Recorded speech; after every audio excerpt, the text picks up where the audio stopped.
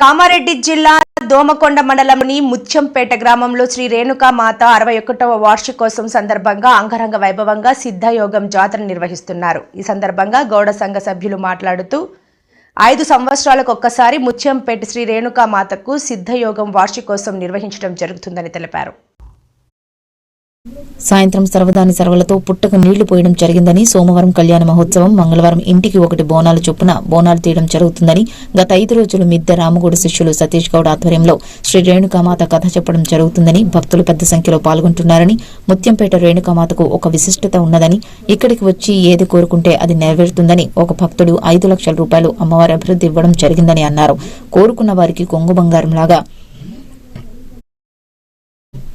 శ్రీ రేణుకామాతకు పూజలు చేయడం జరుగుతుందని, భక్తులు అధిక సంఖ్యలో పాల్గొని అమ్మవారికి కృపకు పాత్రలు కాగలరని కోరారు.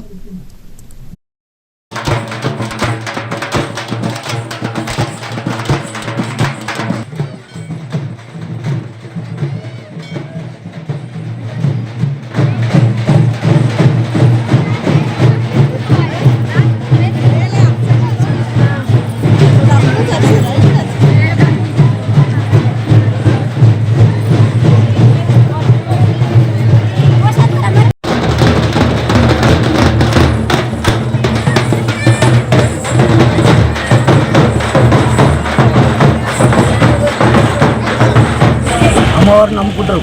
ఇక్కడ అమ్మవారికి చాలా పవర్ఫుల్. ఇక్కడ ఏది కోరుకుంటే అది జరుగును. అమ్మవారికి జై రేణుకామాత. సంవత్సరాలు పూర్తి చేసుకొని 61వ సంవత్సరంలో అడుగు పెడుతున్న ఈ సమయంలో ప్రతి 5 సంవత్సరాలకు ఒకసారి మన సిద్ధయోగ కార్యక్రమం నిర్వహిస్తుంటాము. అదేవిధంగా ఈసారి కూడా 61వ సిద్ధయోగ కార్యక్రమాన్ని నిర్వహించడానికి దిగ్విజయంగా మాతో సహకరించిన ఈ మన కుల సభ్యులందరూ దిగ్విజయంగా చేద్దామనే ఆలోచనతో ఈ కార్యక్రమాన్ని నిర్వహిస్తున్నాం. అదేవిధంగా గ్రామ ప్రజలందరూ ప్రతి కులం నుంచి మాకు సహకరించి ఈ పండుగను దిగ్విజయంగా చేయడానికి ప్రయత్నిస్తున్నాం. ముత్యంపేట ఎల్లమ్మ అంటేనే ఈ కామారెడ్డి జిల్లాల ఈ చుట్టుపక్కల పెట్టింది పేరు. ప్రతి సంవత్సరం మాఘ పున్నమి తర్వాత వచ్చే ఫస్ట్ మంగళవారం నాడు ఇక్కడ ఈ ముత్యంపేట గ్రామంలో బోనాలు అనేది స్టార్ట్ అవుతుంది. ఈ బోనాలు స్టార్ట్ అయిన తర్వాత ఇక్కడ నుంచి మొదలుకొని ప్రతి దగ్గర బోనాలు అవుతాయి.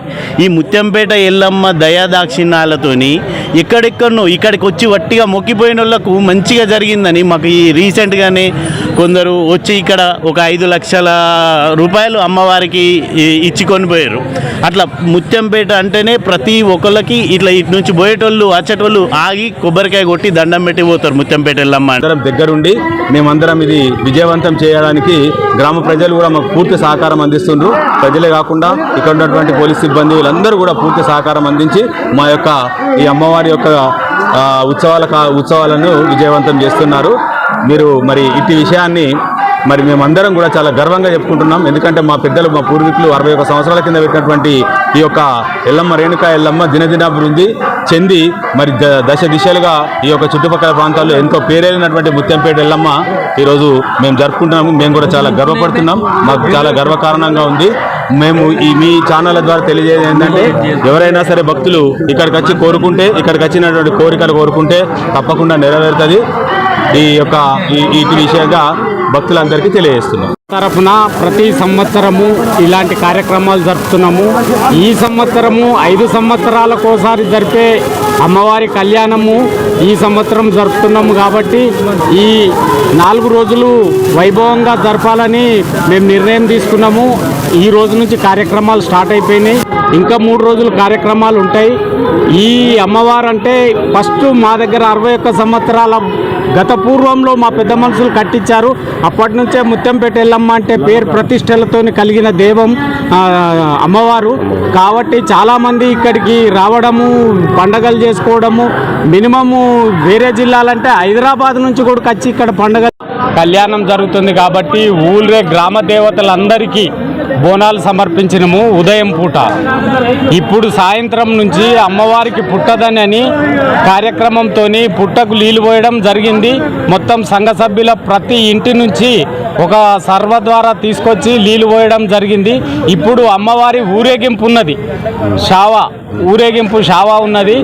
రేపు పొద్దున అమ్మవారి కళ్యాణం ఉన్నది సోమవారము. ఎల్లుండి మంగళవారం రోజు ప్రతి ఇంటి నుంచి బోనాలు తీయడము.